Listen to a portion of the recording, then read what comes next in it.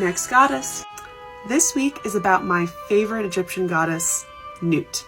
She was the goddess of the sky, the stars, the cosmos, and the universe, and sometimes called the mother of all the gods.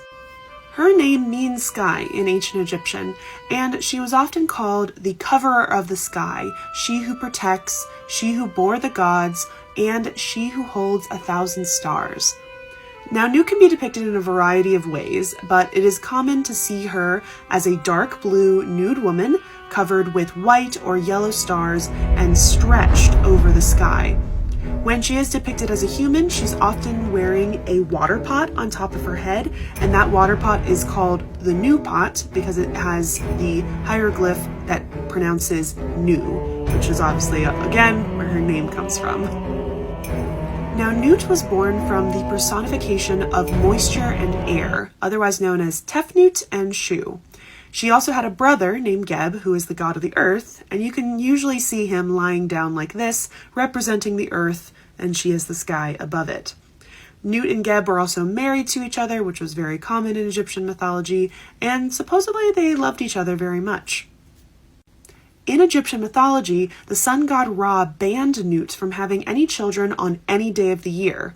So, Nut actually conned the god of the moon, Khonsu, to obtain enough moonlight to create 5 more days, which explains why our calendar is 365 days. And this allowed Nut to give birth to her children, Osiris, Set, Isis, and Nephthys. But then, unfortunately, Ra got pretty mad about that and separated Nut and Geb for eternity, which is why Shu, the air, holds up Nut above Geb. I'll show you another image of that so you can get a good idea.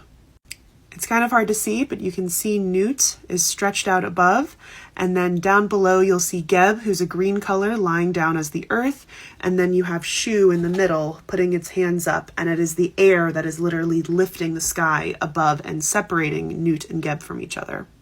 Now, Nut was worshipped by the ancient Egyptians as the mother of the gods and as a healing goddess in Heliopolis, Memphis, and Dendera. Unfortunately, there is no known temple that was ever built exclusively for her, but she is seen in many different art forms around ancient Egypt. She's often seen on the ceilings of tombs during the New Kingdom and on the inside of a sarcophagus lid throughout Egyptian history. Check back in next week to learn about more gods and goddesses of ancient Egypt.